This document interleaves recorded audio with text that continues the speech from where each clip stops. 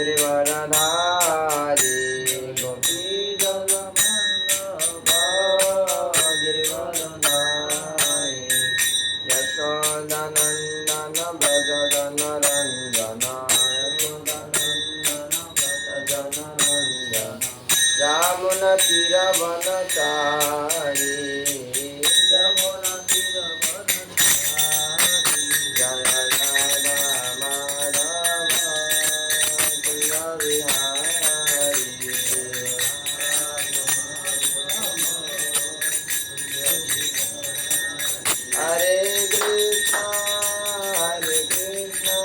Krishna Krishna Hare Hare Hare Rama Hare Rama Rama Rama Hare Hare Hare Krishna Krishna Krishna Hare Hare Hare Rama Hare Rama Rama Rama Hare Hare Hare Krishna Krishna Krishna Hare Hare Hare Rama Rama Rama Hare Hare Hare Krishna Krishna Krishna Hare Hare Hare Rama Rama Rama Hare Hare अज्ञानतिमिरान्धस्य ज्ञानाञ्जनशलाकया चक्षुरुन्मीलितं येन तस्मै श्रीगुरवे नमः श्रीचैतन्यमनोभीष्टं स्थापितं येन भूतले स्वयं रूपा कदा मह्यं ददाति सपदान्तिकं नमः विष्णुपदाय कृष्णपृष्ठाय भूतले श्रीमते भक्तिवेदान्तस्वामिनीति नामिने नमस्ते सरस्वती देवे गौरवाणी प्रचारिणे निर्विशेष शून्यवादी पाश्चात्यदेशतारिणे वाञ्छाकल्पतरुभ्यश्च कृपा सिन्धुभ्यः पतितानां पावनेभ्यो वैष्णवेभ्यो नमो नमः नमो महावदन्नाय कृष्णप्रेमपदाय कृष्णाय कृष्णचैतन्यनाम्ने गौरतिसे नमः जय श्री कृष्ण चैतन्य प्रभु नित्यानंद श्री अद्वैत गदाधर शिवासादि गौर भक्तवृंद हरे कृष्णा कृष्णा कृष्णा हरे हरे हरे राम राम राम हरे हरे ओम नमः भगवते वासुदेवाय ओम नमः भगवते वासुदेवाय ओम नमः भगवते वासुदेवाय मूकं करोति वाचालं पङ्गुं लङ्घयते गिरिं तत्कृपातमहं वन्दे श्रीगुरुदिनतारिणं श्रीपरमानन्दमाधवं श्रीचैतन्यचन्द्रेश्वरं हरि ओं तत्सत् विष्णुपादाय कृष्णपृष्ठाय भूतले श्रीमते जयपताका स्वामिनीति नामिने नमो आचार्यपदाय निताय कृपापदायिने गौरपदाय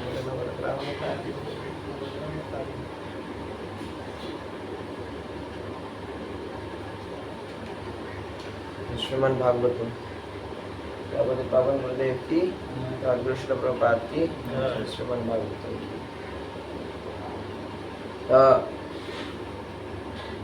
श्रीमद् भागवतमेर যে রাইটার যিনি লেখছেন উনি সমস্ত পৃথিবীর সমস্ত বিশ্ব মানে যত শাস্ত্র সমস্ত কিছু উনি রাখছেন বেদ পুরাণ মহাভারত সব উনি রাখছেন ব্যাসদেব মানে সব কিছু লিপিবদ্ধ করছেন ব্যাসদেব লেখছে তো গণেশা কিন্তু মানে আলটিমেট যেটা রাইটার আছে ওটা হলো কে অঙ্গ ব্যাসদেব আচ্ছা তো ব্যাসদেবে এত কিছু লেখার পরেও সমস্ত জায়গার মানে ধর্ম অর্থ কাম মোক্ষ আমরা যেটা জানি ধর্মের চারটা স্তম্ভ কি কি ধর্ম অর্থ কাম মোক্ষ ধর্মের চারটা স্তম্ভের ব্যাপারে সব জায়গাতে ভালো ভালো মতন লেখছে কোনটা করলে কি হবো কোনটা করলে কি সমস্ত কিছু কিন্তু এত কিছু লেখার পরে উনি ডিসস্যাটিসফ্যাকশন অসন্তুষ্টি কেলিগা অসন্তুষ্টি হইতেছে উনি সন্তুষ্ট না উনি সব লেখা রয়েছে তবু অসন্তুষ্ট তখন ব্যাসদেব তার গুরুদেবের কাছে যায় গুরুদেবকে ব্যাসদেবের নারদমণি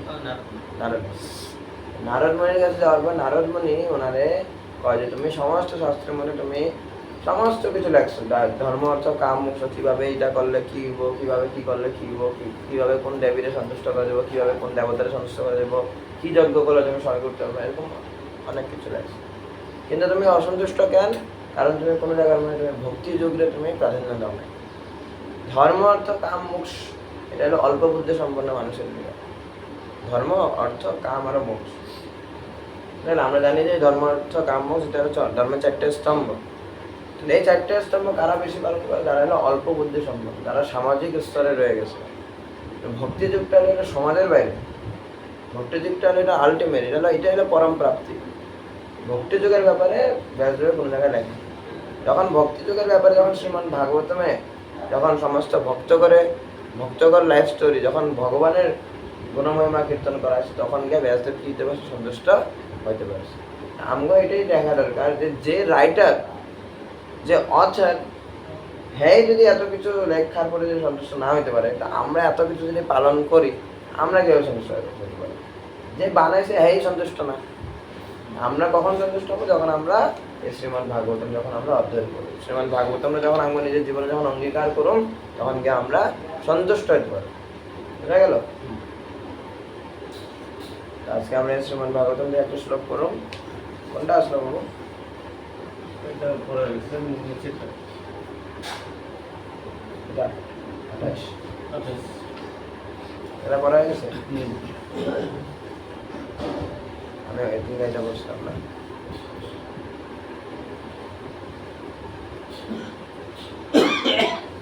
এটা ওরসে যখন জলটা হয়ে যাবে,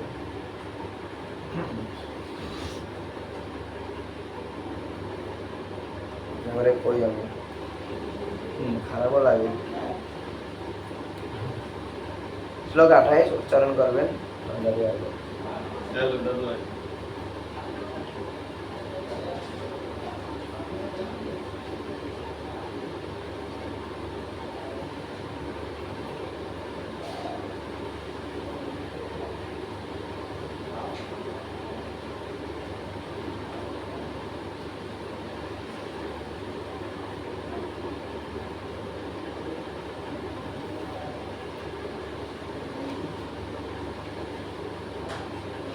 দাদু বাইরেছি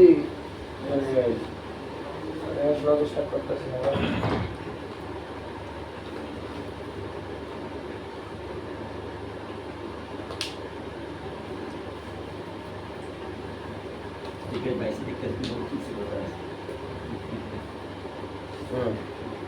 এখানে কি কইতাছে? আমাকে বিরাট পুরুষের ব্যাপারে কইতাছে।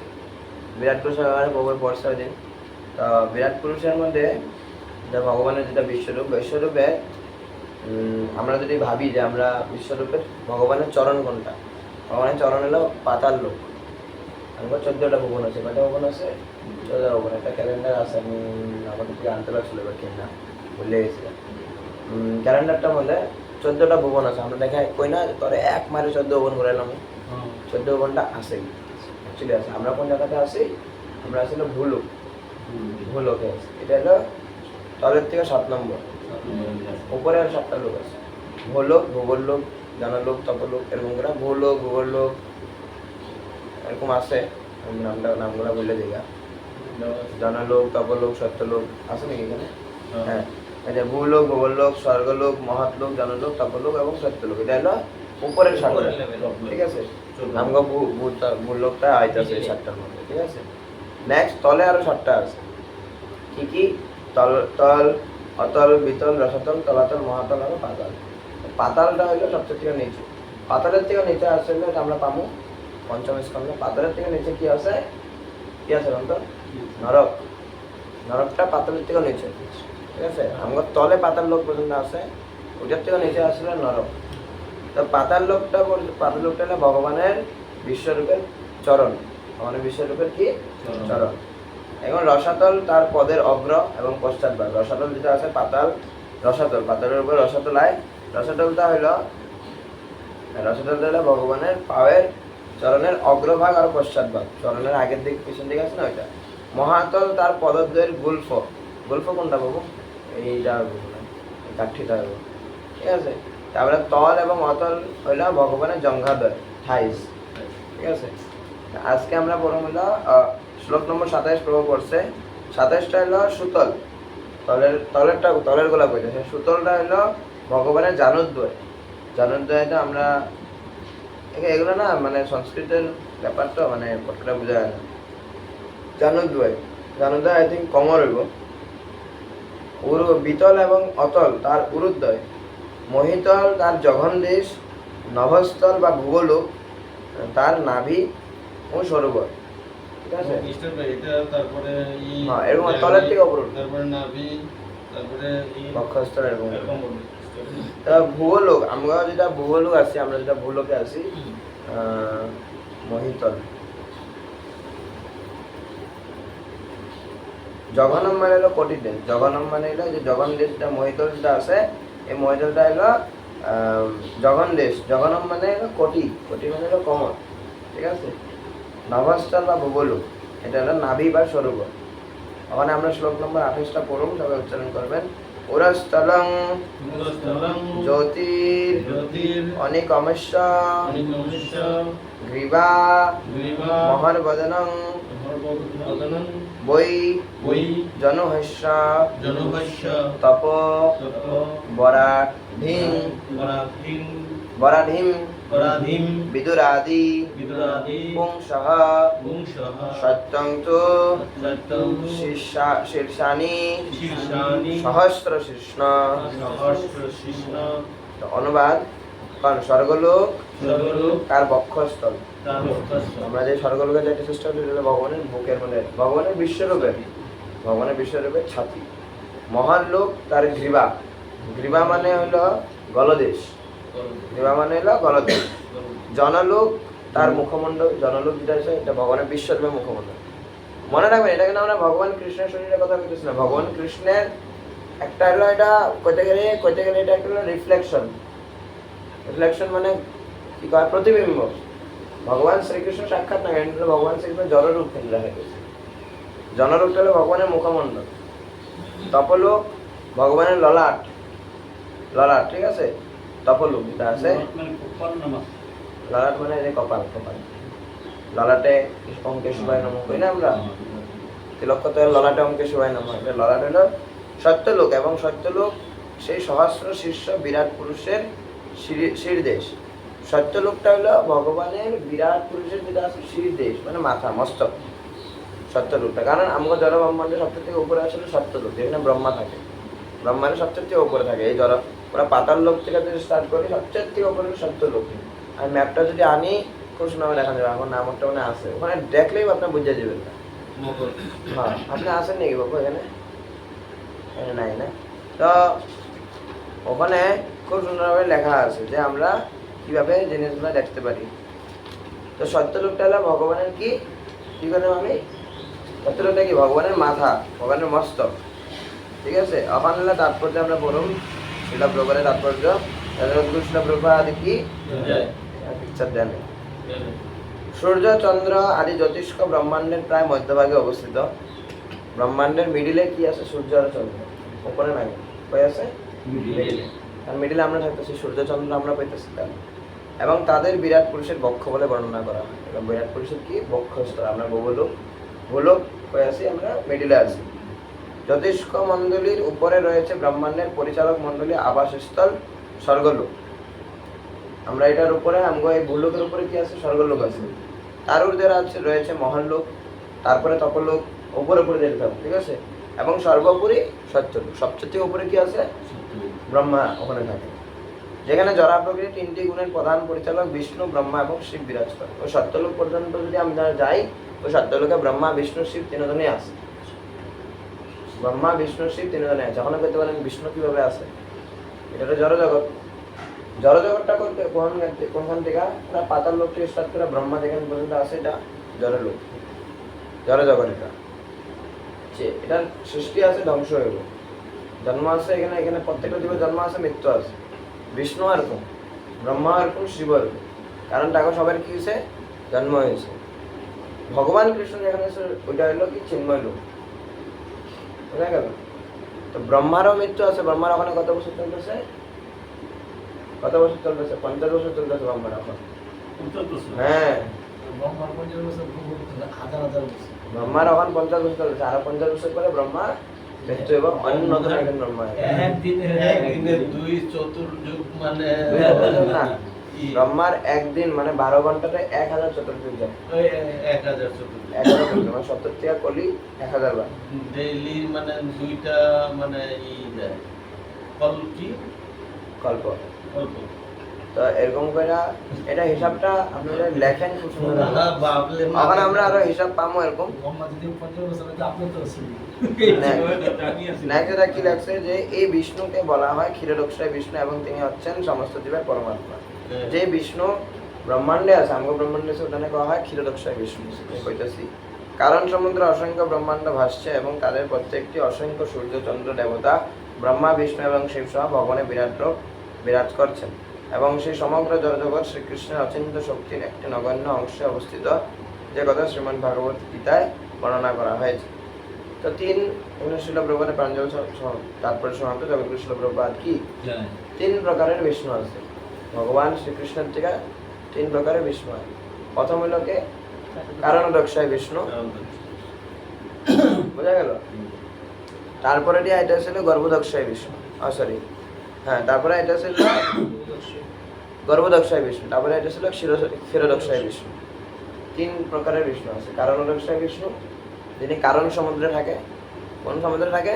কারণ সমুদ্রে থাকে। উনি শুয়ে থাকে, ঠিক আছে, শুয়ে উনি কি করে, ওনার যা শরীর আছে ওই শরীরটি অসংখ্য ব্রহ্মাণ্ডের সৃষ্টি হয়। অসংখ্য কি হয়ে যায়? ব্রহ্মাণ্ডের সৃষ্টি হয়। নেক্সট এটা ছিল গর্ভদক্ষায় বিষ্ণু। গর্ভদক্ষায় বিষ্ণু হলো তিনি যার থেকে ব্রহ্মার সৃষ্টি হয়। যার থেকে কার সৃষ্টি হয়? ব্রহ্মার সৃষ্টি হয়। ব্রহ্মা গর্ভদক্ষায় বিষ্ণু, গর্ভের থেকে একটা পদমপুর বাইরে, পদমপুরের মধ্যে ব্রহ্মার সৃষ্টি হয়। ক্ষীরোদক্ষায় বিষ্ণু, ক্ষীরোদক্ষায় বিষ্ণু হলো ওই ব্রহ্মাণ্ডের প্রত্যেকটা জীবের ভিতরে যাইব, জীবের ভিতরে যারা পরমাত্মা রূপে আছে ওটা হলো ক্ষীরোদক্ষায় বিষ্ণু। কারণোদক্ষায় বিষ্ণু, গর্ভদক্ষায় বিষ্ণু, ক্ষীরোদক্ষায় বিষ্ণু, তারা সবাই হলো ভগবান কৃষ্ণের থেকে অভিন্ন। ভগবান কৃষ্ণের মানে তাদের মধ্যে কোনো ধরনের পার্থক্য নাই, কিন্তু আবার পার্থক্য আছে। পার্থক্য নাই কিন্তু আবার কি পার্থক্য আছে। একটা প্রদীপ যদি আমি জ্বলাই, আগুন লাগাই প্রদীপের মধ্যে, আর ওই প্রদীপটার দ্বারা যদি আমি অন্য বহুতগুলো প্রদীপ জ্বলাইতেছি, সমস্ত প্রদীপ একই লাগতেছে দেখতে, কিন্তু একটা এখানে মেইন প্রদীপ আছে যেটা আমি আগে জ্বলাইছিলাম, ওইটা হলো কৃষ্ণ, বাকিগুলো হলো বিষ্ণু। আমরা পার্থক্য বের করি। পার্থক্য আছে কিন্তু পার্থক্য নাই। বোঝা গেল? ভগবান বিষ্ণু আর শিবের মধ্যে পার্থক্য কি? যে ভগবান বিষ্ণু হলো দুধ, দুধের মধ্যে যখন লেবু চিপ্পা দেওয়া হয় কি হয়ে যায়? দই হয়ে যায়। যেমন যখন লেবু চিপ্পা দেওয়া হয় কি হয়ে যায়? তো দইটা হলো শিব। পার্থক্য বিচার করেন, দুটোটাই দুধের প্রোডাক্ট, দুটোটাই কি দুধের প্রোডাক্ট। কিন্তু একটা খাইলে আমাকে ডিসেন্ট্রি আটকে দিব, ডিসেন্ট্রি ঠিক হয়ে যাব গা। দুধ যদি খাই আমাকে কি দিব? ডিসেন্ট্রি ঠিক হয়। নাকি দই খাইলে ডিসেন্ট্রিটা পেট ঠান্ডা হয়ে যায়, ডিসেন্ট্রি ভালো হয়ে যায়। আর দুধটা খাইলে আমাকে যখন আমাশা হয়, কনস্টিপেশন যখন হয়, তখন গিয়ে আমাকে এটা ঠিক হয়ে যায়। কিন্তু কামের বললে না, দুটোটাই ডেইরি প্রোডাক্টস, দুধের থেকে বেরিয়েছে, কিন্তু পার্থক্য আছে। ব্রহ্মাও সেম। ব্রহ্মায় ব্রহ্মার অনেক জায়গাতে ভগবান বলে জাহির করা হয়েছে ভাগবতের মধ্যে, কিন্তু পার্থক্য আছে। তার লিগা কইতেছে যে কৃষ্ণস্তু ভগবান স্বয়ং। ভগবান খালি একজনকে, উনি হলো কৃষ্ণ, বাকি সবাই হলো ভগবানের গুণের অবতার। বা বিষ্ণু হলো ভগবানের সত্যগুণের অবতার। কি অবতার? ব্রহ্মা হলো ভগবানের রজগুণের অবতার। কি অবতার? রজগুণের। ভগবানের তমগুণের অবতার হলো শিব। বুঝা গেল? তো পার্থক্য আছে, আবার পার্থক্য নাই। এই জিনিসটা যদি আমরা বুঝতে চাই, অনেক ক্রিটিক্যাল। এখন আমরা মাত্র আইলাম, হ্যাঁ, অনেক রস, কোন দিক দিয়ে যখন রস বেরিয়ে তখন বুঝবেন। ঠিক আছে? শ্রীমদ্ ভাগবতমের ডিটেলস কন্টেন্টটা অনেক একটু কমপ্লিকেটেড থাকে, মনে রাখতে পারবো। সম্পূর্ণটা মানে কোনো ধরনের এখানে লীলা নাই, ভুলে যান এখানে লীলার কথা, কোনো ধরনের এখানে কাহিনী নাই, কোনো কিছু নাই, এখানে খালি আছে ফিলোসফি। তারপরে তো এটা ডিটেলস করার থেকে কাহিনী স্টার্ট হইব, একবার অন্তিম মনে খালি কাহিনী চলতে হবে, তারপরে আর ভাগবতম ছাত্রী মনে যাবে। বুঝা গেল? এখানে অনেকগুলো হিসাব আছে। খুব কেয়ারফুলি মানে শুনতে লাগে, মিস করতে লাগে। 3 জন বিষ্ণু আছে ভাগবতম। একটা মানে ওয়ার্ড, একটা মানে মানে স্লো, বহুত ইম্পর্টেন্ট, বহুত ইম্পর্টেন্ট। এখানে আমরা অনেক কিছু পাবো। এখানে পৃথিবীর মধ্যে থাকা 24টা জড় উপাদান, 24টা জড় উপাদান কি কি জানেন? সাইতে রাখবো, সব কিছু জানতে পারবো। 24টা জড় উপাদানের দ্বারা এই পৃথিবীর মধ্যে বিশ্ব ব্রহ্মাণ্ডের মধ্যে যত কিছু দেখতে পাচ্ছেন কম বেশি পরিমাণে 24টা উপাদান দিয়ে সবাই তৈরি হয়েছে। বোতলটা দেখতে পাচ্ছেন, বোতলটার মধ্যেও সায়েন্স, কিন্তু এটা ওখানে স্কুলে থেকে বাঙ্ক মেয়েরা সায়েন্স পিরিয়ড করেন নাই আপনারা? বিজ্ঞান করছিলেন পিরিয়ড, ওখানে করতে লাগবে বিজ্ঞান ক্লাস, লাগবে না মানে বিজ্ঞান আছে। তো বোতলটা যে বানাইছে, এই জলটা যে বানছে বা আমার যে শরীরটা বানছে, কাপড়টা যে বানছে, এটা আমার 24টা জড় উপাদান আছে। প্রত্যেকটা কিছু 24টা জড় উপাদান কি কি এটা দেখতে পাবেন। 24টা জড় উপাদান দিয়ে আমাদের শরীরটা বানছে, তো এগুলো সমস্ত কিছু আমরা পাবো। তারপরে হলো হিসাব।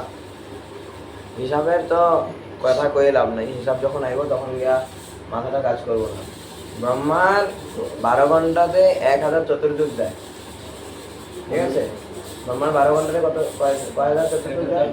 1000 চতুর্যুগ, মানে 70 থেকে কলি 1000 বার, আবার 70 থেকে কলি 1000 বার, এরকম করে 1000 বার যাইব। এটা হলো ব্রহ্মার একদিন হয় নাই, 12 ঘন্টা হয়েছে, 24 ঘন্টা একদিন, বাকি 12 ঘন্টা রাত্রির সময়।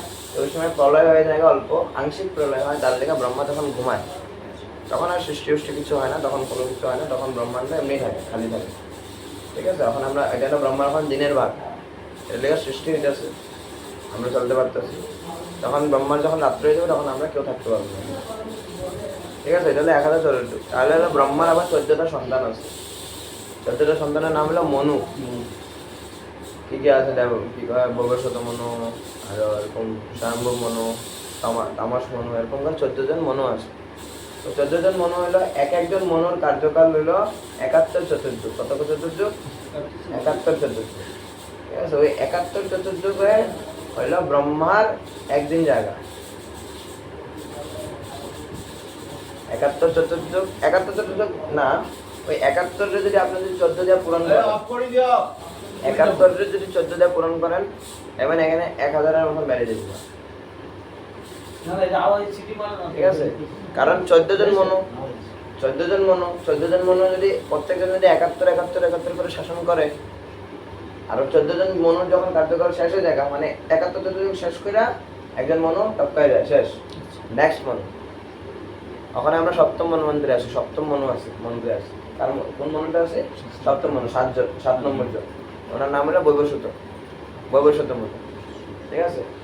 71 চতুর্যুগ একজন মনু শাসন করে, 14 জন মনু শেষ, ব্রহ্মার 12 ঘন্টা শেষ। ওখানে মিলান যে ব্রহ্মার 1000 চতুর্যুগ মানে ব্রহ্মার 12 ঘন্টা শেষ, আর ব্রহ্মার ওই 1000 চতুর্যুগের মধ্যে 71 মনু, 14 জন মনু শাসন করতেছে পুরা পৃথিবীতে, পুরা ব্রহ্মাণ্ড শাসন করতেছে, ঠিক আছে? ওই মনুর বংশধরই আমরা, তাহলে আমরা কয়া হয় মানুষ, কয়া হয় মানুষ, মনুর বংশধর দেখা।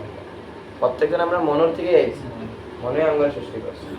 তো এরকম ভাবে তারপর দিয়ে এই 1000 চতুর্যুগের মধ্যে যেটা 28 নম্বর চতুর্যুগ হইব, ওই 28 নম্বর চতুর্যুগের 28 নম্বর কলিযুগে যা বৈবস্বত মনু আইব। বৈবস্বত মনুর সময় ভগবান কৃষ্ণ, মানে ব্রহ্মার একদিনে একবার আইব ভগবান। হিসাব করেন যে 1000 চতুর্যুগ আছে, 1000 চতুর্যুগে মানে 28 নম্বর যেটা কলি আইব, মানে 28 নম্বর চতুর্যুগে 28 নম্বর কলি যেটা আইব, ওটা হইল বৈবস্বত মনু হইব। বৈবস্বত মনুর কালে ভগবান কৃষ্ণ। আমরা এত সৌভাগ্যবান যে আমরা এই 28 নম্বর কলিযুগে আছি। আমার আগে আরো বহুতগুলা কলিযুগ গেছে, ভাববেন না যে আমি প্রথম কলিযুগে আইছি আর আমার পরে আর আইব না কলিযুগ, ভাববেন না। কারণ আমরা কি জানি যে সময়টা ঘুরনীয়, সত্যতা তারপর কলি, আবার সত্যতা তারপর কলি, আবার সত্যতা তারপর কলি। এটার যে কোনো সৃষ্টি হয়েছিল, এই সময় চাকারে যে কোনদিন ঘুরছিল, স্টার্ট হয়েছিল, এটা কেউ হিসাব করতে পারে, কেউ হিসাব করতে পারবে না, খালি ভগবান পারবে। ভগবান প্রত্যেকটা জন্মের কথা আমার মনে করে রয়েছে। এই 28টা কলিযুগ আমরা ঘুরছি, 1 নম্বর কথা। আপনারা সত্যযুগে আসলেন, আমি কলিযুগে আসলাম, 28টা কলিযুগ ঘুরছি। তারপরে ব্রহ্মার চলতেছে 50 বছর। ব্রহ্মার 1 বছর থেকে ওই চলতেছে, কতগুলা কলিযুগ হয়েছে হিসাব করে না। 5236 বছর হয়েছে কলি। 4,32,000 বছর আয়ু কলি এই কলি আমরা কয়েকটা জন্ম 5,236 না কত যোগ আছে ওখানে আরো 4,27,000 মতন বাকি আছে। এটা আমরা কতবার আমরা কত এখন এই 4,27,000 বছরের মধ্যে আর কত করে এটা লাগবে না, একটা গাছ একটা বানায় দিলে এমনি 1000 বছর যাবে পুরো। গাছ একটা যদি বানায় দেয় পাহাড়ের মধ্যে, ওই গাছটা না কেউ কাটতে আইব না কিছু করতে আইব, 1000 বছর এমনি দাঁড়া থাকতে লাগবে। 4,27,000 বছর, 4,27,000 বছরের মধ্যে মাত্র 10,000 বছর ইসকন আছে। গোল্ডেন এরা ওখানে ভাবেন যদি ইসকন যাওয়ার পরে যদি আপনি জন্ম হয়েছেন শেষ তিনি কি করবে তখন আল্লিগা ধুমাধুম যান, ওখানে গোলক বৃন্দাবন ওখানে যাওয়ার লেগে রেডি হয়ে যান। ঠিক আছে, তো আমরা এখানে শ্রীমদ ভাগবতম রাখি। কারো যদি কোনো প্রশ্ন থাকে একটু কইবেন। আমার একটা প্রশ্ন মানে কি আপনার যেমন ব্রহ্মা বিষ্ণু ব্রহ্মা এই বিষ্ণু হইলে ভগবান, আর আমরা ব্রহ্মরা বলছেন ভগবান, শিবেরও বলছেন ভগবান, তা আমরা যখন শিবের দেবতা বললে ভগবান নেত্রিকা যেহেতু সৃষ্টি হয়েছে, এখানে বদলিয়ে কন্ট্রোভার্সিয়াল জিনিস আছে। মানুষে ভাবে যে শিব ভগবান, তো মানে ওইটা ভগবান ভগবান কয়া হয়েছে ভক্ত করো, এখানে বহুত জায়গাতে ভগবান কয়া হয়েছে। এখানে পরীক্ষিত মহারাজের ভগবান বলে সম্বোধন করা হয়েছে, বিদুরও ভগবান বলে সম্বোধন করা হয়েছে, যেটা ওনারা একজন নিত্য পার্শ্বদ ভগবান, ভগবানের ভক্ত, কিন্তু ওনারা এটা ভগবান বলে কয়া হয়েছে। যে সময় ভক্ত, যে সময় অনেক শুদ্ধস্থর জায়গা, উনি ভগবানের লেভেল পর্যন্ত আয়া পড়ে, ভগবানের থেকে সমান হতে পারে না, কিন্তু ভগবানের লেভেল পর্যন্ত আয়া পড়ে। তার লিগে এতই কিছু যখন আসে তো ওনারা ভগবান বললে জাহির করা যায়। আমরা যেরকম জানি যে স্বামী ঘরের ভগবান, তো মানে কি উনি কখনো ভগবান নেই, উনি কৃষ্ণের মতন বাসগুলো দাঁড়া থাকবেন না, ওইটা হলো একটা সম্বোধন করা। বুঝা গেল? এই দেশের ভগবান নরেন্দ্র মোদী আমরা ভাবি, ঠিক আছে, কিন্তু উনি কি ভগবান নেই, ওটা হলো সম্বোধন করা। ভগবান শ্রীকৃষ্ণের মধ্যে 64টা কলা আছে, 64টা গুণ আছে। এটা আমরা ভক্তির সমৃদ্ধ শুনে যদি আমরা আপনারা যদি পড়েন ভক্তি কোর্স করলে পাইবেন, 64টা কলা আছে, 64টা গুণ আছে। ওই 64টা গুণ এই বিশ্ব ব্রহ্মাণ্ডের ত্রিজগতের মধ্যে কারোর মধ্যে নেই, রামের মধ্যে পর্যন্ত নাই 64টা কলা। রামের মধ্যে 60টা কলা আছে, 60টা গুণ আছে, বাকি 4টা কলা খালি কৃষ্ণের কাছেই আছে। 4টা কলার মধ্যে একটা হচ্ছে রূপ মাধুরী, বেনু মাধুরী, লীলা মাধুরী, প্রেম মাধুরী। এই 4টা ভগবান কৃষ্ণের কাছে আছে, বাকি বিষ্ণুর কাছেও নাই। বিষ্ণু ট্রাই করতেছে বাকি 4টা আনার লিয়া, কিন্তু পারবো না। নারায়ণ উনি ভগবানই, উনি ওনার মধ্যে ভগবানের কোনো পার্থক্য নেই, কোনো পার্থক্য নেই, কিন্তু তবু পার্থক্য আছে। তবু কি পার্থক্য আছে? আপনার মধ্যে আপনার ছেলের মধ্যে কোনো ধরনের পার্থক্য নাই, বাবার পুত্ররে কওয়া হয় বাবার ছায়া, ঠিক না? কিন্তু আপনি আর আপনার ছেলে এক নেই, আলাদা আছে। এটারে কওয়া হয় অচিন্ত ভেদাভেদ তত্ত্ব, ভেদ আর অভেদ তত্ত্ব। ভেদ আছে, পার্থক্য আছে, কিন্তু অভেদও আছে, পার্থক্য নাইও। বাকি সব মানে 76% নাই। এরকম ভাবেই চলতে আছে। একটা দিমাগ লাগাতে লাগবে। শিবের কি ভগবান করতে পারে? আপনি দেখেন বাইরে কইেন না, আমরা তো বা- বাইরে কইলে ওনারা ভাববো যে আপনি ভগবানই আমরা বলতেছেন। ডক্টররাও তো কই যে আপনি ভগবান আমার জন্য ভগবান। ও মানে আমার মানে বাঁচাইছেন, ওইটার লিগে ভগবান তো হয়ে যায় না। না এটা আমরা একটা মানে সম্বোধন করলাম, একটা নাম দিলাম। এখন আপনার ছেলের নাম দিলেন শ্রীরাম, একই রাম হয়ে গেল না? ওইটাই কথা। তখন আমরা বৈষ্ণব চলাচলে আসি। ইসকনের প্রতি মন্দিরের সভাপতি মহোদয় সন্তুষ্ট। যখনই কোনো অতিথি আসবেন তিনি যেন অবশ্যই প্রসাদ পান। ট্রেনে করে কলকাতায় ফেরার সময় কুম্ভ মেলায় ইসকন প্যান্ডেলে অব্যবস্থার দরুন শিলপ্রপাত বারবার তার অসন্তোষ প্রকাশ করছিলেন। হাজার হাজার অতিথি আসছিলেন হরে কৃষ্ণ প্যান্ডেলে, কিন্তু প্রসাদ পাননি। এই ধরনের খারাপ দৃষ্টান্তের পুনরাবৃত্তি যাতে না ঘটে সেই জন্য ইসকনের সমস্ত মন্দিরের সভাপতিদের প্রতি তিনি একটি পত্র লেখেন। শিলপ্রপাত একটা লেটার লেখেন। শিলপ্রপাত খুব খারাপ পেয়ে যদি কেউ যদি প্রসাদ না পেয়ে যায়, প্রসাদ যদি শেষ হয়ে যায়, এই জিনিসটা খুবই খারাপ মন্দিরের দিকে অমঙ্গল হয়। আপনার বাড়িতে এসে কেউ প্রসাদ না পেয়ে বেড়ে গেছে, আপনার খারাপ না ভালো? এটা নাম অতটা কি আপনার বাড়ি, ওই বাড়ির থেকে যদি কেউ যদি প্রসাদ না পেয়ে যায় তখন তো খারাপ লাগবে। আর লেগায় এই জিনিসটা শিলপ্রপাত খুব খারাপ পেত। মানে উনি মন্দিরের প্রেসিডেন্টের একটা লেটার লেখে, দেখেন কি কইতেছে, আমার আশীর্বাদ গ্রহণ করো, প্রতিটি মন্দিরে বিতরণের জন্য যাতে যথেষ্ট প্রসাদ মজুদ থাকে, এখন সেই ব্যবস্থা তোমাদের রাখতে হবে। 2-3 জন সেরা রাঁধুনি থাকবে, সেরা রাঁধুনি মানে পারফেক্ট রাঁধুনি থাকতে লাগবো, আর ওরা যেন সর্বদা ব্যস্ত থাকে। এরকম না যে রান্নার সময় দিচ্ছি ওই সময় শেষ, পড়ে গেল শেষ। সেবা করতেছে না, টাকার পেমেন্টে লিয়া কাম করতেছে, হাজিরা সিস্টেমে কাম করতেছে, কাম হয়ে গেছে, হাজিরা দিচ্ছে শেষ, আর আর করায় ধরুমই না, সেবা করতেছে। কোনো অতিথি যখনই আসুন যেন প্রসাদ না, শিলপ্রভুর এত স্ট্রিক্ট আসবে। এই ব্যবস্থা করতে হবে। রাঁধুনিরা একবারে 10-20 জনের মতন পুরি সবজি বানাবে, একবারে 10-20 জনের লিয়া। শিলপ্রভুপাদ কইতাছে দেখেন, তার সঙ্গে হালুয়া আর পকোড়াও দিতে পারে। দর্শনার্থীরা যেন আসা মাত্রই প্রসাদ পেতে পারেন।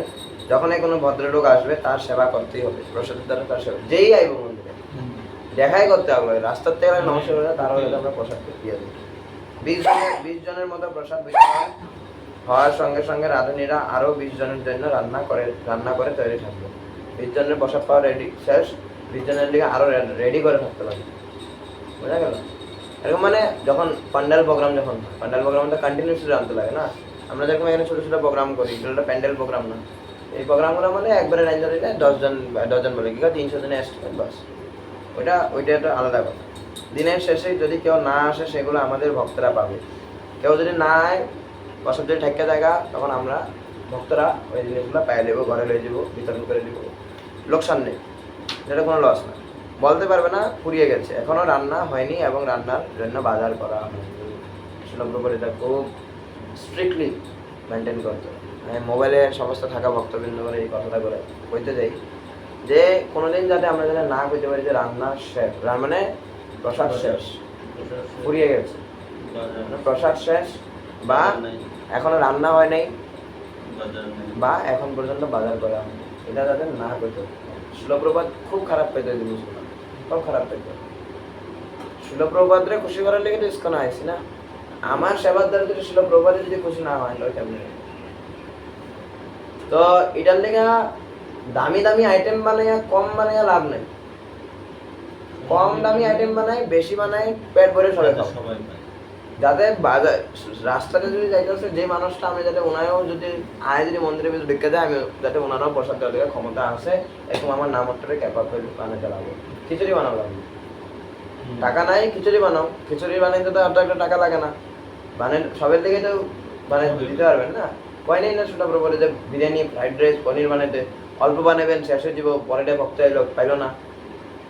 বা বিরিয়ানি বানাইতে গেলে, ফ্রাইড রাইস বানাইতে গেলে অনেক সময় লাগতেছে, ভক্তরা দাঁড়ায় এসে প্রসাদের দিকা, এটা ঠিক না। শিলপ্রভুপাদ খুব খারাপ পাইতো এটার লিগা। এই জিনিসটা আবার তরুণ মধুসূদন প্রভু, আমাদের প্রভু পুনিরাজ প্রভু, ওনারা এই জিনিসগুলোর প্রতি খুব স্ট্রিক্ট থাকতো। পুনিরাজ প্রভু এরকমও করছে, আমার উনি পার্সোনালি কইছে যে নামটাতে একবার উনি রান্নার দায়িত্ব দিয়েছিল একজনের, আইতে দেরি করছে, পুনিরাজ প্রভু আরো কয়েকজন ভক্ত গামছা গামছা পরছে, রান্নার সেবারে ঢুকে গেছে, যারা রান্নার দায়িত্ব দিছে বঞ্চিত সেবার থেকে, দেরি করছে শেষ। এরকম স্ট্রিক্ট হতে লাগবে, এরকম স্ট্রিক্ট না হলে হবে না। রান্নার সেবায় 1-2 দিন লেট করতেছে, এরকম প্রত্যেকটা প্রোগ্রামে লেট করতেছে, ভক্তরা বয়ে রয়েছে প্রসাদের দিকে, তবে এটা খুবই একটা অমঙ্গল সূত্র। একটা আমরা নামত্বের বদনাম আমরা করাতে চাই না, শিলপ্রভুপাদের নাক কান গাড়াতে চাই না। তাহলে আমাকে এই জিনিসটার প্রতি খুব ইম্পর্টেন্ট আমাকে রাখতে লাগবে জিনিসটা, ঠিক আছে? নেক্সট, কঠোরভাবে এটি বলবৎ করতে হবে। কঠোরভাবে দেখছেন শিলপ্রভুপাদ কইতেছে, আমি কিন্তু কইনি, শিলপ্রভুপাদ করেছে যে স্ট্রিক্টলি এটা রাখতে লাগবে। শ্রীমতী রাধারানী মন্দির পরিচালনা করেন, তিনি স্বয়ং লক্ষ্মী, তাহলে অভাব কেন হবে? নামটের মধ্যে অভাব কেলিগা হইব? শ্রীমতী রাধারানী, শ্রীমতী লক্ষ্মী দেবী যদি রান্নাঘরটা যদি পরিচালনা করে, অভাব কেলিগা হইব? অভাব হইতেছে মানে আপনার দোষ হইতেছে, এখানে ম্যানেজমেন্টের দোষ হইতেছে, কিছু নাই। স্বয়ং রাধারানী এখানে, লক্ষ্মী দেবী এখানে রান্না করতেছে, আপনি করতেছেন, আমি করতেছি না, কে করতেছে এখানে? রাধারানী হচ্ছে, অভাব কেন হইব এখানে? লক্ষ্মী দেবীর আমি কথা বাদ দিই, দ্রৌপদীর ঘরে যত মানুষ হয়তো সবার উনি প্রসাদ পাওয়ানো নিয়ে অনেক ক্ষমতা রাখতো, যতক্ষণ উনি অক্ষয় পাত্র দিয়ে খায় শেষ করবো না। উনি খাইলেছে মানে এখন শেষ। তো লক্ষ্মী দেবী তো আরো অডালা সম্পত্তির মালিক নেই, ঠিক না? আমাদের দর্শন হলো যে যেই কেউ আসুক না, প্রসাদ পাবে, হরিনাম করবে আর সুখী হবে। চ্যান্ট অ্যান্ড বি হ্যাপি আসলো না, জব করুন ও সুখী হন। প্রসাদ পাবেন, জব করুন এবং সুখী হন, এটা থাকতে লাগবে ওখান থেকে, ঠিক আছে? জব করেন, প্রসাদ পান, সুখী হন। শিলা প্রভুপাদ প্রসাদ গোলাপ যেমন মানে আমেরিকাতে ভক্ত বানাই দিয়েছে। গোলাপ যেমন ভাবে নিজের হাতে গোলাপ যেমন বানাইতো, প্রসাদ দিত ভক্ত মানুষ। কি আমেরিকান মানুষ তো গোলাপ যেমন খাই নাই কোনোদিন। গোলাপ যেমন পাওয়া খাইতো। কে কিভাবে যে আকৃষ্ট হয়ে যায় কেউ জানে না। প্রসাদ পায় আকৃষ্ট হয়ে যেতে পারে। এটা লিখা ইসকনের মধ্যে ভক্তরা তো লাইট প্রসাদ পায়। সন্ন্যাসী মহারাজরা ওনারা তো ডাইল ভাত এগুলো খায়। লাগতেছে যে আপনার সন্ন্যাসী মহারাজরা বিরিয়ানি খাইতেছে, চাউমিন মোমো খাইতেছে, না, ওনারা তো লাইট প্রসাদ খায়। কিন্তু ওনারা এই কেক, পাস্তা, চাউমিন এগুলো কেন অ্যালাউড করতেছে? যাতে আকৃষ্ট হোক যে মানুষ আমি নিরামিষ খাওয়া নাই, খাওয়া আছে, দেখো তুমি মায়াপুরে আইয়া, তারপরে বুঝবা। হ্যাঁ না প্রভুজি? আমরা গেলে তো মায়াপুরে ধুম কিভাবে খাই, কত কিছু কি লাগে। আমরা তো ঠিক আছে ভক্তটার বাইরে, বাইরে তো আবার আমিষ আছে, বাইরে তো আমিষ আছে। মুসলিম মানুষরা মানুষরা, আছে বেশি। মুসলিম মানুষরা রেস্টুরেন্ট থেকে এই পেকিং গুলো যায়, দাঁড়িয়ে ভিতরে ঢুকে আমি নিজে দেখছি। এটার মধ্যে কি আছে? এরা তো অন্য কিছু ভালো পায়, কিন্তু আমাদের মানে এই প্রসাদের দ্বারা মানুষ উদ্ধার হয়ে যাবে। প্রসাদের দ্বারা, প্রসাদের মহিমা তো আপনারা জগন্নাথ লীলাতে শুনছিলেন রাতে। প্রসাদের মহিমা শুনছেন না? নারদ কিভাবে, শিব কিভাবে করতেছিল, লালায়িত হয়েছিল এইভাবেই। কৃষ্ণ সবকিছু দিয়েছেন, কৃষ্ণ দরিদ্র নন, তাহলে আমরা কেন ওদের থেকে বঞ্চিত হব? কৃষ্ণ কি ভিখারি? কৃষ্ণ কি গরিব? আমরা কেন গরিবের মতন আচরণ করতেছি? আমরা বড় লোকের মতন আচরণ করবো? খিচুড়ি খাওয়াবো, ঢালা খাও, প্রসাদ তো বাস। যেভাবে হোক এটা করতেই হবে, অসুবিধা নেই। এর জন্য প্রয়োজন একটু ভালো ব্যবস্থাপনা, দিনের শেষে ওগুলো বিতরণ করে দিতেও পারে। আমরা যদি বিশ্বাস করি যে কৃষ্ণই সবকিছু দিচ্ছেন, তিনি সকলের পালক, তাহলে আমরা কেন কৃপণ হব? তার অর্থ হলো আমরা কৃষ্ণের প্রতি বিশ্বাস হারাচ্ছি আর ভাবছি আমরাই কর্তা, আমরাই সব দিচ্ছি, আমরা সুনিশ্চিত কৃষ্ণ দেবেন, সারা পৃথিবী আসুক না, আমরা খাওয়াতে পারবো। সুতরাং এটা সুন্দরভাবে করো, এখানে শুরু করো। কি বলে শুরু করবো? ও ভিডিওটা বন্ধ করে